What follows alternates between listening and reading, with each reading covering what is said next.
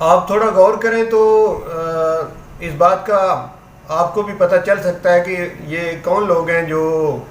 General Asim Saleem Bajwa کو سامنے رکھ کے فوج کو بدنام کر رہے ہیں، اور یہ شروع سے جو فوج کے دشمن لوگ ہیں جو کہ فوج کو بدنام کر کے کچھ اپنے ایسے آقا ہیں جن کو وہ خوش کرنا چاہتے ہیں۔ فوج جب بدنام ہوتی ہے تو انڈیا خوش ہوتا ہے، امریکہ خوش ہوتا ہے، اسرائیل خوش ہوتا ہے۔ جب پاکستان کی فوج پر کوئی بھی حرف آتا ہے تو یہ خوش ہوتے ہیں، یہ ممالک خوش ہوتے ہیں، اور ان کو خوشی پہنچانا، فوج کو بدنام کرنا، اور یہ وہی لوگ ہیں، یہ کوئی مشکل کام نہیں ہے ان تک پہنچنا۔ یہ وہی لوگ ہیں جو ماضی میں بھی خلائی مخلوق کہتے رہے ہیں، اور ڈان لیکس جس میں کہ ڈان اخبار میں فوج کے خلاف خبریں لگواتے رہے ہیں، اور یہ وہی لوگ ہیں۔ اور جس بندے نے اس سٹوری کو لکھا ہے وہ جنگ جیو گروپ کا وہ بندہ ہے احمد نورانی، جس نے یہ جنرل عاصم سلیم باجوہ کے خلاف یہ سٹوری لکھی ہے۔ حالانکہ یہ انتہائی بے تکی سٹوری ہے کہ اگر ان کی امریکہ میں یہ دولت بن گئی ہے تو لوگوں کو اس بات کا پتہ نہیں ہے کہ 20 سال پہلے سے وہ 3 بھائی امریکہ میں چلے گئے تھے۔ جنرل عاصم سلیم باجوہ 6 بھائی ہیں، جن میں سے 3 بھائی امریکہ میں، ایک بھائی امریکہ میں بینک میں آفیسر ہے، اور 2 بھائی جو ہیں انہوں نے ریسٹورنٹ کا کاروبار 2001 میں شروع کیا تھا۔ اب یہ 20 سال ہو گئے ہیں، 2001 میں اگر 3 بھائی امریکہ میں اپنا کوئی کاروبار اسٹیبلش کرتے ہیں تو 20 سالوں میں وہ اگر ترقی کر لیتے ہیں تو یہ کوئی مطلب سمجھ میں نہ آنے والی بات تو نہیں ہے۔ یہ تو بزنس مین جتنے بھی ہیں ان کا بزنس اگر وہ چلتا ہے تو وہ چند سالوں میں وہ بڑی ترقی کر جاتے ہیں، اور ان 3 بھائیوں نے امریکہ میں اپنا کاروبار چلایا، انہوں نے ریسٹورنٹ بنائے، اور پھر دیکھتے ہی دیکھتے ان کے ریسٹورنٹ کی تعداد بڑھتی رہی، اور 2013 تک ان کے 28 برانچیں ان کی ریسٹورنٹ کی امریکہ میں ہو چکی تھی، اور پھر انہوں نے اپنی فیملی کے جو دیگر لوگ ہیں ان کے بھی شیئر اس میں شامل کیے۔ ان کے کزن ایک وہاں پہ ہوتے ہیں جو کہ نیورو سرجن ہیں، اور اس کے علاوہ فیملی کے دیگر لوگوں کے شیئر اس میں رکھے، اور ان کا کاروبار جو ہے وہ پھلتا پھولتا گیا۔ اب کیا یہ وہ فوج میں جرنیل تھے یا اس سے پہلے تو وہ جرنیل بھی نہیں تھے؟ 2001 سے اگر شروع کرتے ہیں تو انہوں نے کوئی قومی خزانے سے پیسہ یہاں سے لوٹ کے تو باہر بھیجا؟ کیسی یہ بیوقوفوں والی بات ہے؟ کیا وہ وزیر اعظم تو نہیں تھے کہ وہ ٹھیکے دے کے، یا جو سرکاری خزانے پہ بیٹھا وہ بندہ ہوتا ہے اس کے پاس تو ہزاروں طریقے ہوتے ہیں، نہ وہ آرمی چیف تھے، اور وہ کس طریقے سے وہ پیسہ پاکستان کا لوٹ کے تو وہ باہر بھیجتے رہے، اور پھر باہر ان کے 3 بھائیوں نے جو کاروبار کیا وہ فوج کے پیسوں سے، پاکستان کے پیسوں سے۔ یہ بے تکی باتیں ہیں، صرف بدنام کرنے والی باتیں ہیں، اور انشاءاللہ آنے والے وقت میں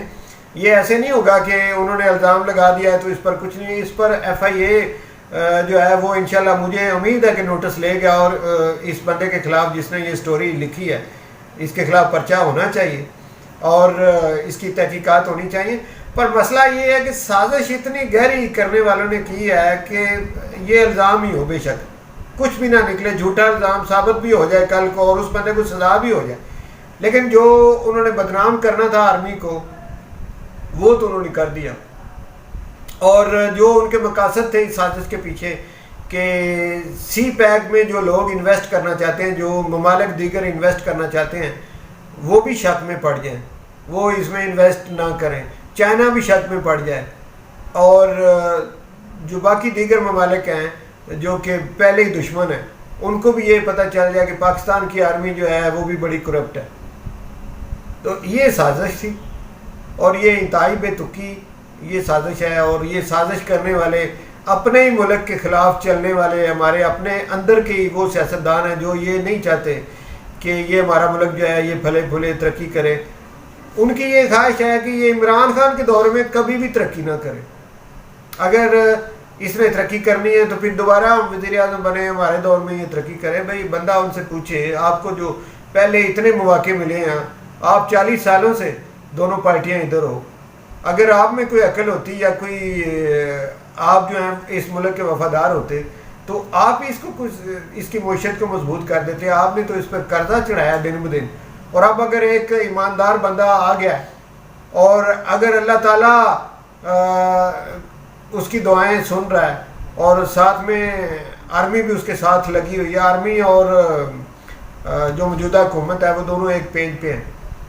اور دونوں مخلص ہیں، دونوں ایماندار ہیں، اور اگر اللہ تعالیٰ سن لیتا ہے ان کے تفعیل ہی سن لیتا ہے، اس ملک کی سن لیتا ہے، اس ملک کی غریب عوام کی سن لیتا ہے، تو اس ملک میں کل کو کوئی اور خزانے نکل آتے ہیں اور یہ ملک اپنے پاؤں پہ کھڑا ہو جاتا ہے. یہ سی پیک کے بعد تو ساری دنیا کے جو اخبارات ہیں وہ لکھ رہے ہیں کہ 2023 اور 24 تک پاکستان کی معیشت جو ہے وہ ڈبل مضبوط ہو جائے گی. تو اس سے اگر پاکستان کی عوام کا آپ کو درد ہے تو آپ کو تو خوش ہونا چاہیے، لیکن آپ جڑیں کاٹ رہے ہیں، پاکستان کی جڑیں کاٹ رہے ہیں. صرف ایک بندے کی بغض کی وجہ سے 22 کروڑ عوام کے دشمن آپ بن گئے ہیں. وہ جو پارلیمنٹ کے اندر جو بل آج کل جو ہے جس پر بحث ہو رہی ہے اس میں بھی جو آپ اس کے حق میں ووٹ نہیں دے رہا ہے، اس کے حق میں ووٹ نہ دینے کا مطلب یہ ہے کہ آپ بلیک لسٹ کروانا چاہتے ہیں ملک کو. وہ کوئی حکومت کا موجودہ حکومت کا وہ کوئی ذاتی لیول کا بل نہیں ہے، وہ ملک کے لیے ہے کہ آپ خوش ہیں کہ ملک بلیک لسٹ ہو جائے. اور قانون سازی آپ وہاں میں بھی ایسے ہی کروانا چاہتے ہیں کہ جی اگر کوئی جرم کرے تو اس کو پہلے عدالت میں جاؤ، عدالت سے اجازت لو کہ اس کو پکڑنا ہے کہ نہیں پکڑنا. بھئی عجیب و غریب یہ منطق ہے، سمجھ میں نہیں آتا. جتنے بھی چور ہیں ملک میں، اگر کوئی بکری چوری کرتا ہے، کوئی مرغی چوری کرتا ہے، تو اس کو جب پولیس پکڑتی ہے وہ پہلے عدالت جاتی ہے، عدالت سے اجازت لیتی ہے کہ ہم اس چور کو پکڑیں یا نہ پکڑیں؟ پہلے اس کو پکڑتی ہے، پھر اس کی تفتیش کرتی ہے. اور اپوزیشن یہ کہہ رہی ہے جی پہلے عدالت سے پوچھیں اور پھر ہمیں پکڑیں. مطلب کوئی منطق نہیں ہے اس کی بنتی. تو وہاں اس بات پہ جو ہے وہ مطلب اس پہ آ کے تو ملک کو نقصان پہنچانے کے درپے وہاں پہ بھی ہیں. اور ادھر بھی جو ہے عاصم سلیم باجوہ کو بدنام کرنے کا مقصد یہ ہے کہ فوج کو بدنام کرنا ہے اور ملک کا نقصان چاہتے ہیں. تو یہ ہمارے یہ سیاستدانوں کا یہ حال ہے. اور کچھ میڈیا گروپ اس طرح کے ہیں جو کہ اس ڈگر پر چل نکلے ہیں کہ ملک کو نقصان پہنچتا ہے تو پہنچے، ملک تباہ ہوتا ہے تو ہو، فوج کو نقصان ہوتا ہے تو ہو، جنگ لگتی ہے کسی سے تو ہو. ناظرین آپ حیران ہوں گے کہ یہ عاصم سلیم باجوہ والی جو بات ہے یہ انڈیا سے شروع ہوئی ہے. انڈیا کا جو سوشل میڈیا اس نے یہ پراپوگنڈا پہلے شروع کیا ہے اور اس کو انہوں نے آگے پروان چڑھایا. تو اس سے آپ سمجھ لیں کہ یہ کتنے ملک کے لیے مخلص ہیں. تو ناظرین ویڈیو لمبی ہو گئی ہے، میں معذرت خواہ ہوں کہ بہت لمبی ہو گئی ہے. انہی معلومات پہ ہی میں اکتفا کرتے ہوئے اجازت چاہوں گا. جو میں نے انفارمیشن آپ کو دی آپ اسے دوسروں تک پہنچائیں، شیئر کریں میری ویڈیو کو، اور میرے چینل کو آپ چاہیں تو سبسکرائب کریں تاکہ میں جو بھی انفارمیٹیو ویڈیو بناؤں وہ آپ تک پہنچ رہے. بہت شکریہ.